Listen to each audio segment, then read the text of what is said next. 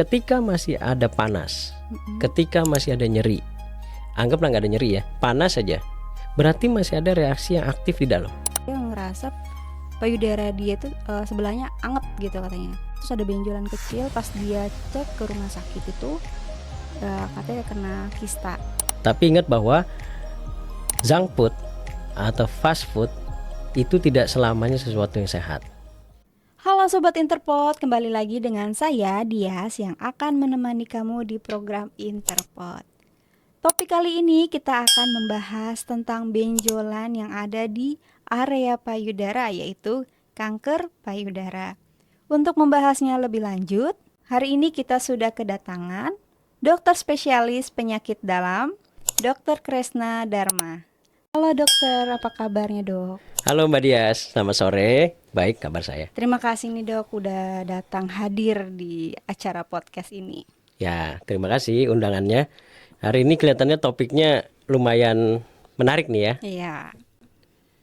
Oh ya dok, nih banyak nih teman-teman Interpot masih belum tahu tentang benjolan yang ada di area payudara. Banyak yang beranggapan kalau benjolan kecil ini hanya benjolan nanti juga hilang sendiri. Itu gimana dok? Apakah benjolan ini berbahaya atau tidak? Jadi kita bahas satu-satu ya dok ya. Oke. Untuk yang pertama, benjolan kecil ini bahaya atau tidak dok? Oke. Benjolan kecil ini bahaya atau tidak? Kita mesti tahu dulu nih Dias nih. Jadi benjolan itu nggak semuanya pasti bahaya, nggak semuanya juga pasti jinak. Iya. Pada prinsipnya semua yang namanya benjolan apapun itu, mau sifatnya jinak, mau sifatnya ganas, namanya tumor. Iya. Ya, jadi ketika dia menjadi ganas, berubah namanya menjadi kanker atau kanker. Tetapi ketika dia jinak, ya udah tumor aja. Cuman ada beberapa macam. Kayak misalnya nih bahasa awamnya kamu bilang itu bisul, jerawat, ya itu tumor juga, tetapi sifatnya jinak. Mungkin ada yang infeksi, ada yang kadang-kadang kita tahu ada yang kista. Kalau kista ya mungkin isinya di dalamnya cairan tuh. Atau kalau dia lipom, dia hanya gumpalan jaringan lemak. Nah itu juga sifatnya jinak. Mungkin kalau misalnya Dias pernah dengar namanya FAM, fibroadenoma mame, itu juga sifatnya jinak. Oh jinak. Betul. Sekarang yang jadi masalah adalah ketika misalnya Dias bertanya atau misalnya berpikir, terus taunya kita ganas atau enggak dari mana, gitu kan? Iya betul. Nah, kalau dia besarnya segitu-gitu aja, ya misalnya aduh benjolan saya hanya 2 cm, udah tahunan 2 cm, 2 cm, 2 cm, dipegang kemudian nggak nyeri, ya kan? Kemudian permukaannya ketika coba dilakukan massage atau sentuhan juga pinggirannya juga tepinya juga halus, nggak berbenjol-benjol. Bisa jadi ini sesuatu yang jinak aja. Gitu. Sedangkan kalau misalnya dalam waktu yang tidak lama benjolannya itu membesar, ekstrim, progresif gitu ya. Kemudian pinggirannya juga diraba itu tidak rata. Kemudian nyeri, apalagi kalau ditambah dengan keluarnya cairan dari nipel atau puting susu, bisa jadi ini sesuatu yang ganas. Oh, jadi bisa dibedain nanti ya dok ya? Bisa, walaupun kalau hanya dengan massage atau dengan pemeriksaan yang sederhana memang belum tentu pasti. Tetapi dari beberapa karakteristik yang bisa kita lihat secara umum, minimal kita sudah bisa sedikit mengeksklusi. Mungkin ini jinak, mungkin ini ganas. Walaupun nanti membutuhkan pemeriksaan-pemeriksaan tambahan yang lain. Oke dok. Gitu. Nah kalau untuk siapa aja sih dok yang lebih beresiko terkena kanker payudara ini? Oke. Mungkin kalau misalnya dia sendiri dan teman-teman sekalian berpikir, kebanyakan yang namanya payudara ya perempuan, identiknya, benar ya? Iya betul. Tetapi ternyata enggak Dias. Baik laki-laki, baik perempuan, keduanya bisa. Oh laki-laki juga bisa? Bisa, ya, dok? walaupun secara persentasenya jauh lebih kecil. Mungkin bisa dibilang 1:100. Jadi kalau perempuannya 100, dia 1 gitu. Jadi sangat jarang sekali. Ya, jadi semua orang bisa. Semua orang punya risiko. Jadi kalau misal ditanya cowok cewek, dua-duanya bisa. Kemudian kalau dari segi usia, memang beberapa tahun terakhir ini terjadi perubahan pola usia, terutama di perempuan. Mungkin kita banyak berbicara di perempuan, karena kalau laki-laki sangat amat jarang. Kalau di perempuan itu dulu kita lihat mungkin polanya di atas 40-an. Nah mulai menuju ke sekarang, kejadian kanker payudara atau keganasan di payudara itu mulai turun tuh. 30-an, 40, bahkan yang usia-usia tua malah udah lebih jarang. Nah, sekarang saya tanya sama kamu.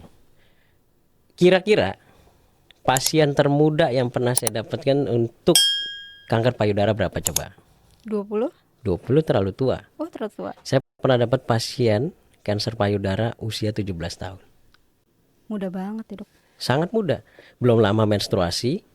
Kemudian, dan dia juga cerita memang tidak ada faktor resiko, di keluarganya turunan nggak ada, dan kemudian sekonyong-konyong muncul gitu.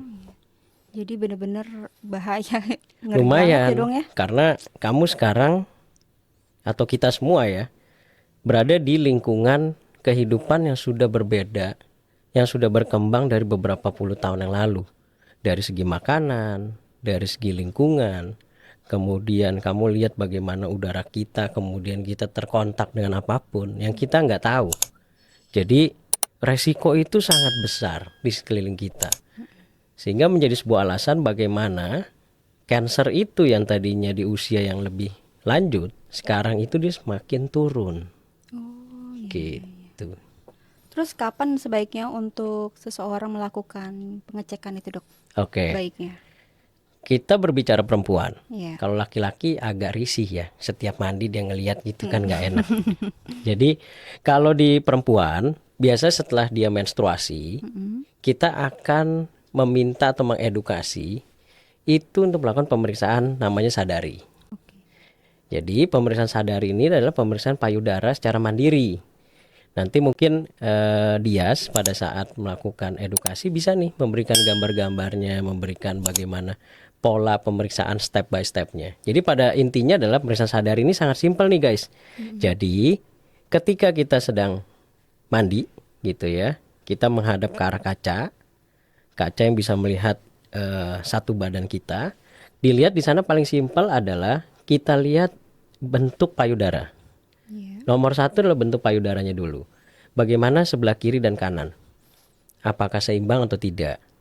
Jadi bisa jadi ada yang turun sebelah.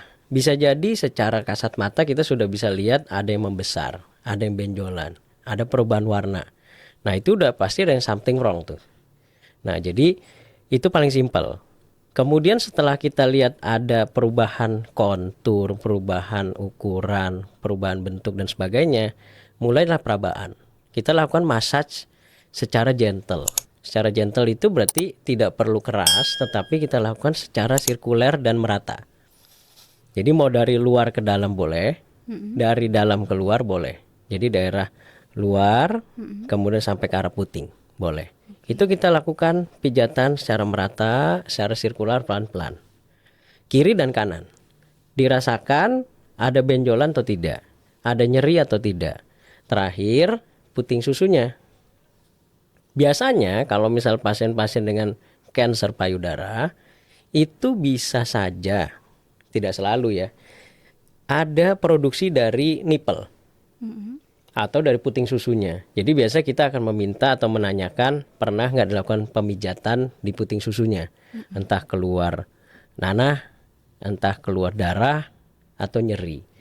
Ada lagi beberapa kondisi di mana pada pasien dengan kanker payudara itu terjadi retraksi nipple.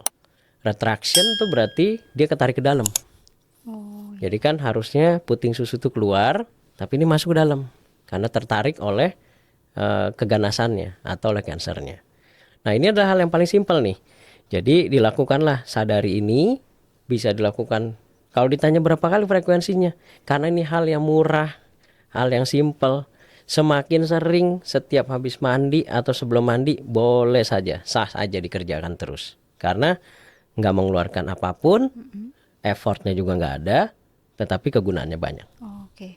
Kan tadi tentang pemeriksaan sadar itu dok ya. Mm-mm. Kalau misal kita ngecek tuh terus ada benjolan tapi dia bergerak-bergerak itu disebutnya jinak atau ganas dok? Nah, kalau yang sifatnya bergerak-gerak Ya. bisa banyak hal juga nih Dias nih. Mm-mm.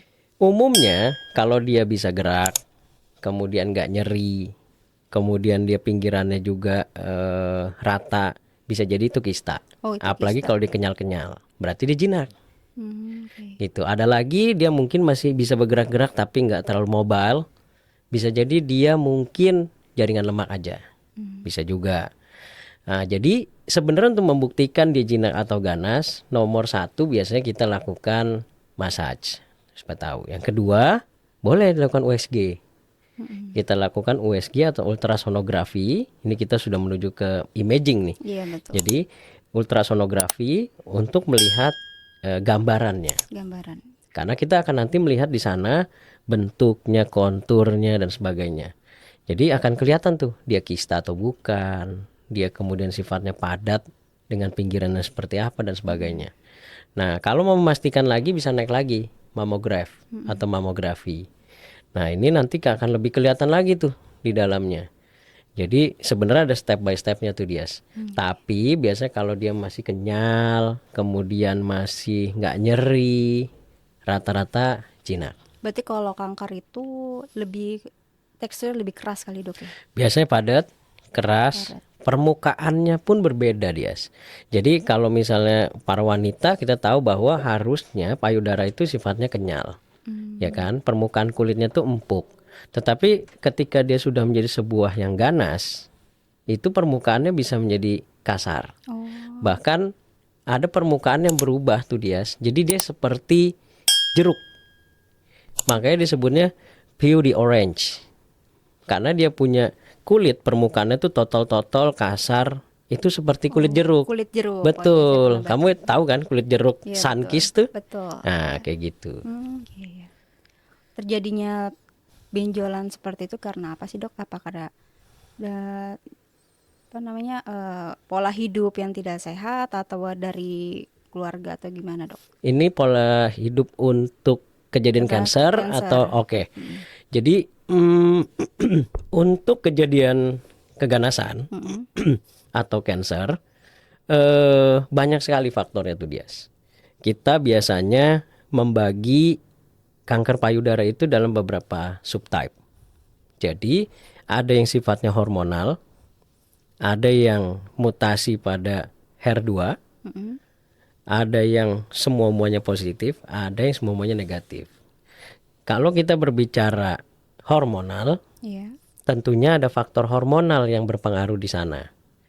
Bisa aja biasanya kita akan tanyakan apakah ada pengaruh penggunaan KB, entah yang pil, entah yang suntik. Iya. Jadi biasanya pengaruh dari penggunaan yang berlebihan dan yang uncontrolled kita ngomong. Karena penggunaan KB itu ada yang terkontrol oleh dokter kandungan. Yang uncontrolled misalnya karena dia mau menunda kehamilan di luar pernikahan. Terus-terusan dia penggunaan. Nah ini bisa menjadi faktor resiko. Karena hormonalnya di dalam badannya akan terjadi imbalansi. Jadi ketidakseimbangan. Lama-kelamaan itu menjadi faktor resiko untuk terjadinya kanker payudara khususnya. Nah, yang berikutnya lagi, kalau kita bicara ganas, wanita yang tidak menikah. Ya, kenapa kita bilang tidak menikah menjadi salah satu faktor risiko, walaupun lagi-lagi seperti di edukasi saya yang sudah-sudah tanpa mendiskreditkan orang-orang yang tidak menikah, itu menyebabkan terjadinya ketidakseimbangan secara hormonal. Jadi ketika dia tidak menikah, tentunya hormonal dalam badannya itu menjadi tidak seimbang. Nah, terus yang ketiga adalah yang tidak memberikan ASI secara eksklusif. Ini bukan wajib, jadi hanya faktor resiko. Karena kan nggak semua wanita bisa memberikan ASI, ya kan? Jadi dia bisa beresiko, tetapi bukan berarti dia pasti jadi kanker, tetapi dia bisa. Nah, yang berikutnya lagi adalah yang kita katakan faktor turunan. Ini kalau kamu misalnya tahu artis Hollywood, Siapa tuh dok? kamu tahu nggak? Ayo, yang dari US, Duh, lupa lagi dok. Angelina Jolie. Oh. Jadi ibunya beliau itu kanker payudara ganas. Kemudian karena dia tahu bahwa kanker payudara ini sifatnya menurunkan kepada keturunan, dia lakukan pemeriksaan secara genetik. Mutasi apa yang ada di badan dia dan beresiko menjadi kanker payudara terhadap dia. Ternyata dia punya mutasi yang hampir mirip dengan mamanya dan sifatnya juga ganas juga. Akhirnya dia memutuskan untuk dilakukan mastektomi atau operasi payudara total. Dan kemudian dia buatlah payudara yang baru. Nah, jadi faktor turunan juga bisa berpengaruh tuh dia tuh. Ngaruh banget ya. Betul. Belum lagi yang terakhir, di luar dari individu ini ada namanya faktor lingkungan. Nah, ini yang tadi saya bilang, sekarang kita berada di dunia yang berbeda. Kita ada fast food, kita ada junk food, kita terpapar dengan hal-hal yang plastik, mikroplastik. Kemudian kita bisa terpapar apapun. Belum lagi yang kita bekerja di terkena paparan radioterapi dan sebagainya ya. Jadi sinar-sinar yang berbahaya. Nah, ini juga faktor risiko.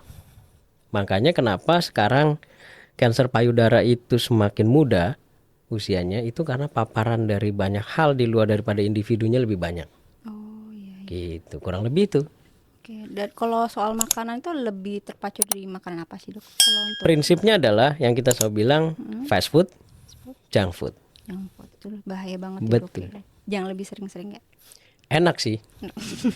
Kalau saya bilang nggak boleh, nggak mungkin tuh dia. Karena kita berada di dunia sekarang yang sifatnya lebih simple.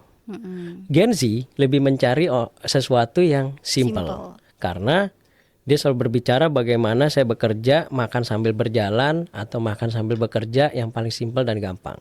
Tetapi ingat bahwa junk food atau fast food itu tidak selamanya sesuatu yang sehat. Iya. Lebih baik sekarang itu mulai jadi peralihan tuh dia. Anak-anak muda ini, mereka lebih suka yang sifatnya justru mengikuti tren. Ada yang intermittent fasting, ada yang kemudian dia lebih suka salad di pagi hari. Iya, Saya malah lebih setuju mereka salad. Ya.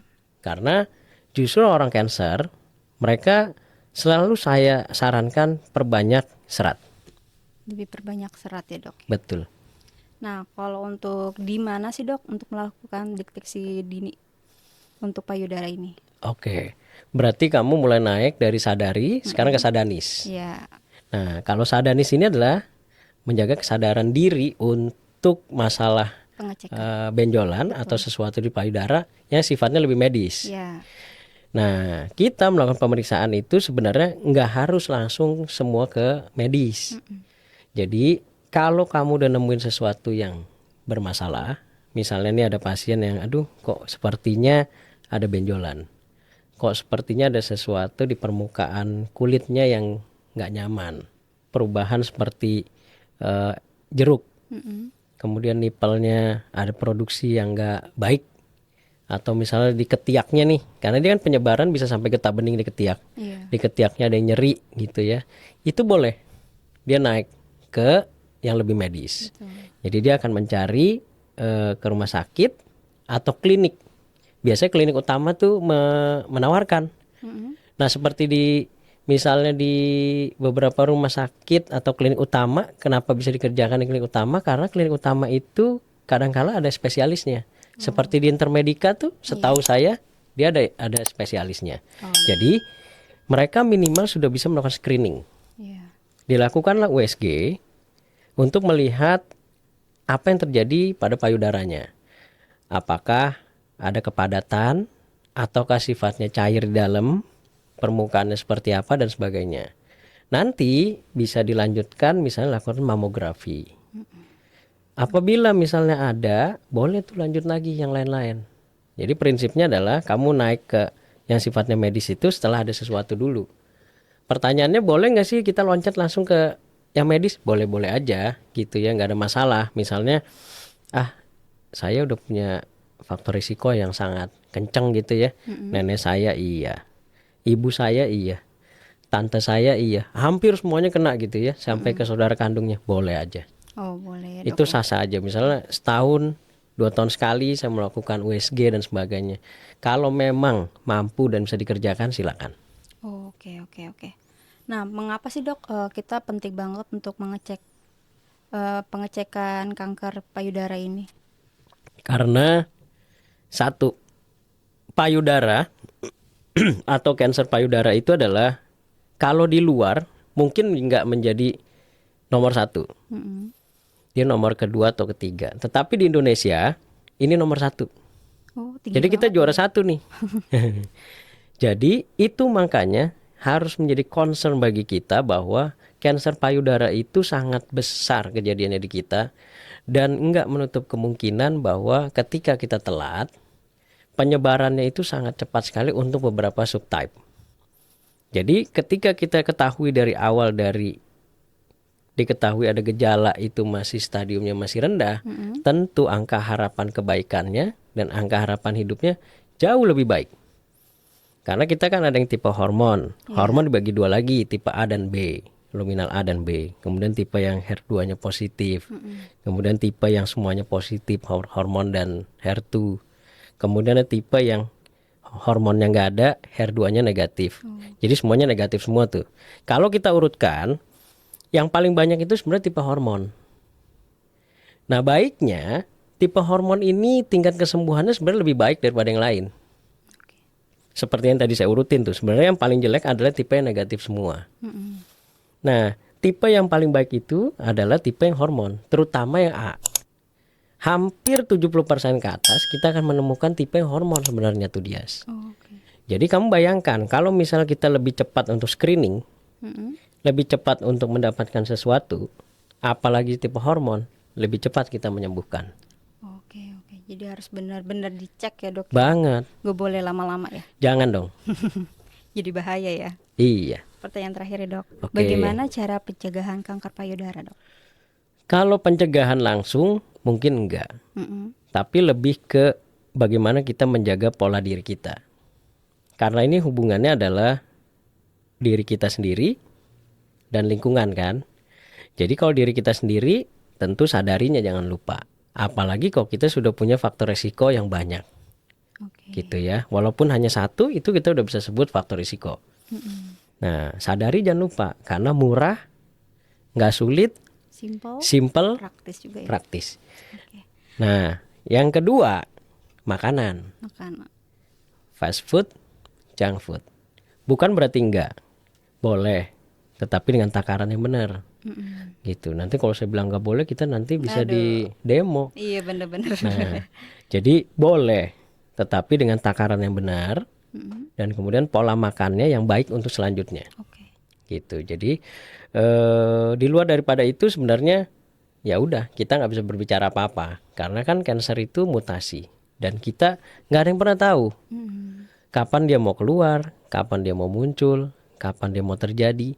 Bahkan kalau kamu lakukan pemeriksaan mutasi di dalam badan, misalnya kamu ada resiko terjadi kanker sesuatu gitu ya, entah kanker kolon, payudara atau paru dan sebagainya. Misalnya persentase terjadi mutasi untuk sesuatu ini kepada pasien dia sekian persen nanti jadi kanker anu. Nah itu kita juga nggak bisa berbicara. Misalnya kita bilang, oh berarti saya udah pasti kanker paru. Belum tentu. Oh belum tentu. Yang bisa kamu kerjakan hanya menjaga faktor resiko diri kamu dan lingkungan agar itu nggak tumbuh. Oh iya, iya. Gitu. Saya baru inget nih dok. Saya punya temen, beberapa temen lah ya. Dulu dia awal menikah, sebelum menikah dia belum pernah ngerasain kayak gitu. Nah setelah menikah dia ngerasa payudara dia itu sebelahnya anget gitu katanya. Lebih anget, terus ada benjolan kecil. Pas dia cek ke rumah sakit itu katanya kena kista. Oke. Oke, nah dia harus dicek berobat untuk lebih lanjut. Tapi dia takut tuh teman saya tuh. Lanjut dia diem aja di rumah, maksudnya dari pola makan sehat aja. Tapi tiba-tiba hilang sendiri. Itu apa disebut kista dok? Nah, yang bilang kista siapa? Dari dokter tersebut. Si dokter ini menentukan dia kista atau bukan berarti dia di USG. Oke. Udah apa belum? Udah. Udah. Udah. Berarti dia yakin bahwa itu hanya kista, harusnya jinak. Jinak. Kenapa bisa hilang? Kista itu kan isinya cairan ya. Ketika dia ukurannya kecil, masih ada kemungkinan badan kita bisa menyerap itu sendiri. Jadi sangat mungkin yang terjadi sama temannya kamu tuh Dias. Iya. Tetapi apakah semua kista pasti akan mengecil? Enggak juga. Enggak juga ya. Karena ada yang kista begitu-begitu aja. Apa dia akan bisa membesar walaupun Bisa. hilang terus tiba-tiba ada lagi gitu, Dok? Sangat mungkin. Sangat mungkin. Jadi Oh, segala apapun yang ada di dalam badan kita itu mungkin. Terus pertanyaannya adalah kenapa panas? nggak tahu. Dia cerita kayak gitu agak sebelah, agak anget nih Ren gitu. Yang anget berarti kan yang ada kistanya Yang kan? ada kistanya. Oke. Gitu. Nah, kenapa dia panas? Karena ada sesuatu yang asing di badan kita. Oh, Ibaratnya gini Dias, kamu punya rumah. mm-mm. Rumah kamu tiba-tiba kemasukan maling atau orang asing. Iya. Apakah orang asing ini ada di dalam rumah akan kamu diamin untuk tinggal, dia makan, dia minum, daripada kamu usir? Tidak mau lah. Pasti kamu usir kan? Iya betul. Nah, yang terjadi adalah ketika ada sesuatu yang asing di dalam badan, Mm-mm. kamu akan berusaha untuk ngusir dia. Oke. Cara ngusirnya gimana? Keluarlah mediator inflamasi atau peradangan untuk mengeluarkan sesuatu ini. Mm-mm. Respon yang terjadi biasanya akan terjadi hangat. Berarti ada sesuatu yang terjadi di dalam tuh. Walaupun benjolannya itu udah hilang, Dok. Walaupun kita nggak tahu. Oh, Kan ketika dia hilang, apakah di USG lagi nggak? enggak tahu. Enggak deh. kan? Enggak kayaknya deh. Kita nggak tahu yang secara objektif apakah dia benar hilang nol Mm-mm. atau masih ada sisa. Mm-mm. Karena apa? Ketika masih ada panas, ketika masih ada nyeri, anggaplah nggak ada nyeri ya, panas saja. Berarti masih ada reaksi yang aktif di dalam.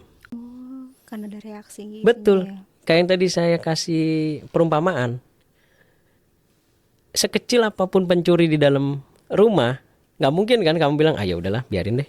Dia orangnya kecil ini, nggak kenapa-napa. Tetap namanya pencuri, dia adalah pencuri kan. Benar, benar. Jadi badan kita nggak mungkin merespon lambat terhadap sesuatu yang menurut dia asing. Oh, iya, iya. Jadi harusnya itu dicek ya, Dok ya. Harusnya. Jangan sampai terputus ya berobatnya. Ya. Sebenarnya dia udah benar. Mm-mm. Dia udah cek. Kemudian mungkin dia terlalu senang tuh. Mm-mm. Ya udah nggak ada gitu kan. Iya. Tetapi belum bisa dipastikan benar ada atau enggak. Walaupun kista itu jinak. Terima kasih banyak Dok atas informasi tentang kanker payudara.